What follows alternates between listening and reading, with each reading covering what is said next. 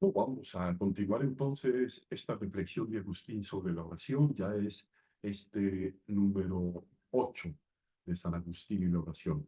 Parece que es bien interesante porque viene poco a poco planteándonos, sobre todo los entornos en los que debemos cultivar esos espacios propicios para entrar en intimidad con Dios. Hemos dicho que Agustín, en esto que vamos reflexionando, pues nos va marcando como algo interesante, decir, bueno, cuáles son aquellos apegos, cuáles son aquellas prioridades que desplazan a Dios de su lugar. Esto es bien interesante.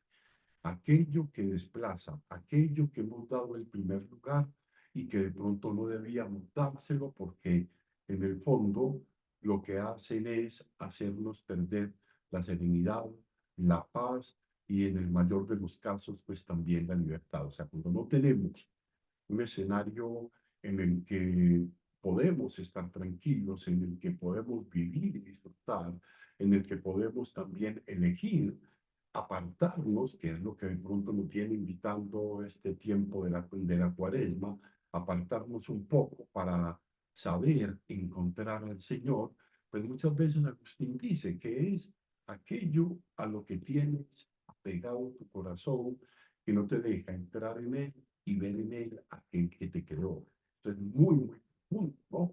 ¿Por qué? Agustín dice que nos dispersamos en la multitud de muchos amores, que muchos de ellos son superficiales, son falaces, y en realidad todos, absolutamente todos, incluido incluso, haga la redundancia, en de la propia vida, todo pasa. Entonces dice, ¿en qué bien superior a todos los bienes, en qué bien puedo poner toda mi fe y mi esperanza?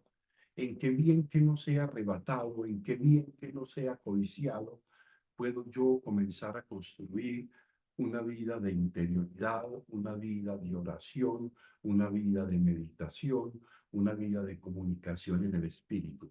Yo creo que esto es bien importante. Agustín en la primera parte lo que va haciendo es encontrando el modo de interrogarnos acerca del terreno que debemos tener cultivado para ejercitarnos en la oración. Vamos a seguir entonces. Entonces va diciendo Agustín, sigue Agustín, dice, dice él, ya te he explicado quién debe ser para orar, quién debe ser. Alguien que ha decidido dar como prioridad y como bien sobre todos los bienes en su corazón a Dios y desde ahí entender, leer, vivir, disfrutar y significar absolutamente todo lo que haces, ¿no? Dice, ya te he explicado quién debe ser para orar. Alguien capaz de descubrirse eligiendo a Dios como el bien superior, ¿no? Ahora va a pasar Agustín a una parte muy importante que es la que vamos a comenzar a ir reflexionando. Ahora, oye lo que has de orar. Es cómo preparar el camino y luego cómo has de orar. Agustín no va a dar unas fórmulas mágicas, no le interesa dar fórmulas mágicas. Agustín le interesa dejar allí servido unos planteamientos que nos ayuden a nosotros mismos, desde lo que somos cada uno, desde lo específico que cada uno somos, ir construyendo nuestro modo, nuestra nota especial y específica desde la cual comunicamos. A veces buscamos comunicar a través de lo que no somos nosotros mismos y en realidad a donde Dios quiere llegar a que vivenciemos eso profundo de la oración es en el interior de cada uno, que es donde acontece ese paisaje y esa vida que todos los días nos regala con muchos momentos, con muchas circunstancias, alegres, tristes, inquietantes, convulsivas, en fin. Es cómo conectarnos con la vida desde la oración en esa intimidad con Dios. Entonces dice, ahora oye lo que has de orar, que es el objeto, dice Agustín, el objeto principal de tu consulta, pues te impresiona lo que dice el apóstol. Aquí ya Agustín se va adentrando.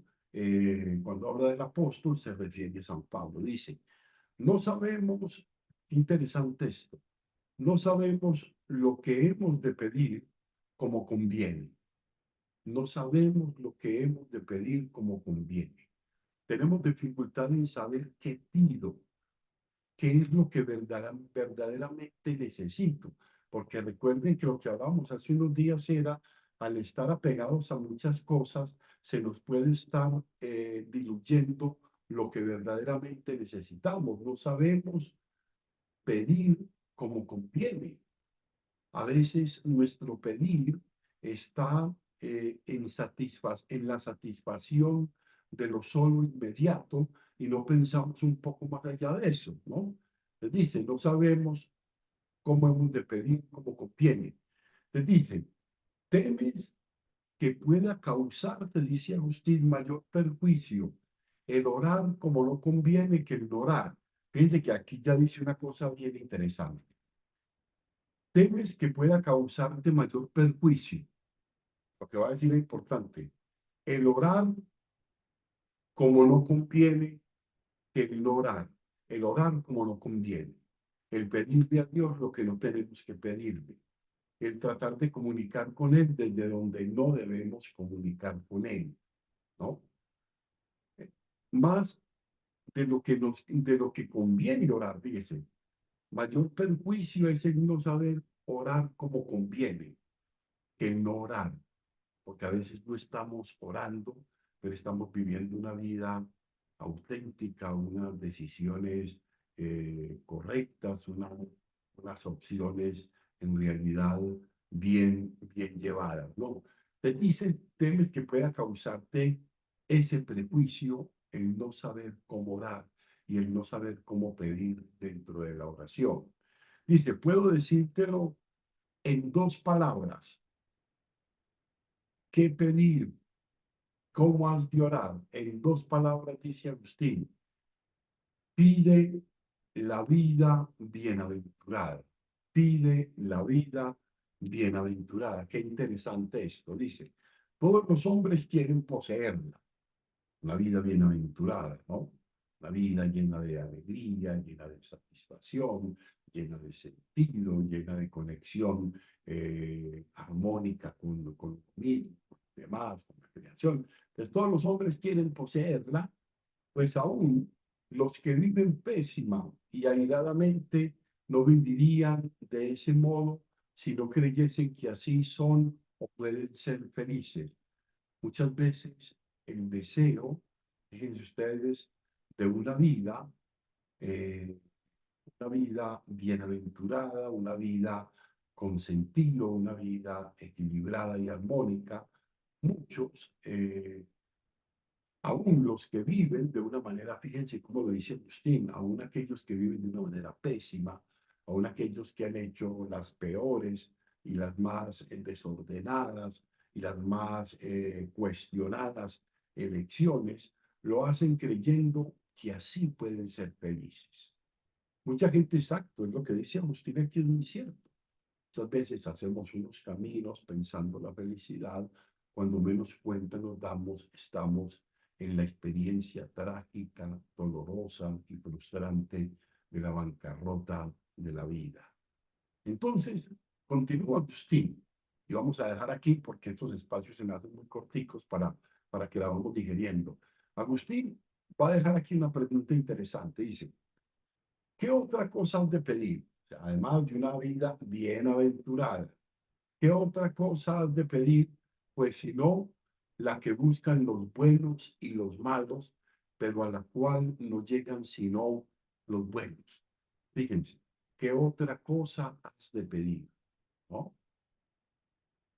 Sino aquella que busca los buenos y los malos, pero a la cual no llegan sino los buenos. Quizás me preguntes, aquí es la vida bienaventurada.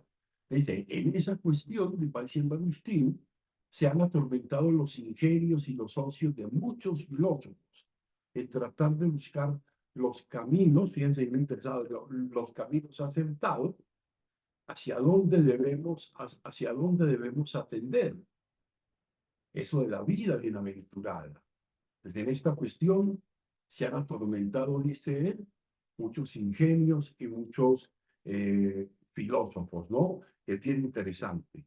Eso que desean una vida bienaventurada, una vida feliz, no todos tienen los mismos caminos, pero es bien interesante. Muchos lo han hecho, entonces eh, va profundizando Agustín eso.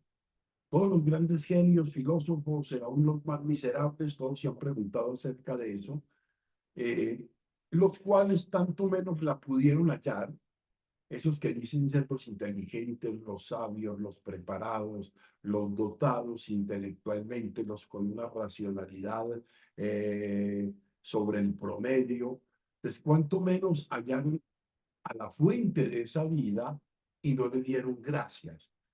O sea, pasaron la vida pensando, pasaron la vida edificando, construyendo edificios de conceptos, a veces pues, muy atractivos y todo lo que queramos, pero no honraron, dice Agustín, a la fuente de la vida y no le dieron gracias. No fueron capaces de reconocer en lo básico, en el elemental, en el solo hecho de que yo puedo respirar, en el solo hecho de que yo puedo ser de que yo puedo ver, de que yo puedo palpar, de que yo puedo leer, no he encontrado motivos para dar gracias y me he perdido en las cosas que se dice que son grandes. Mira, pues primero, si hemos de atender a los que dicen que es feliz aquel que vive según su voluntad. Pero fíjense qué interesante. Aquí ya nos va diciendo una vida bienaventurada, muchos caminos para buscar una vida bienaventurada y feliz, no todos nos llevan a esa vivencia de la felicidad. Muchos creen en las cosas que están viviendo, dejar pasar por alto el solo hecho de respirar, de ver, de poder tocar, de todas estas cosas.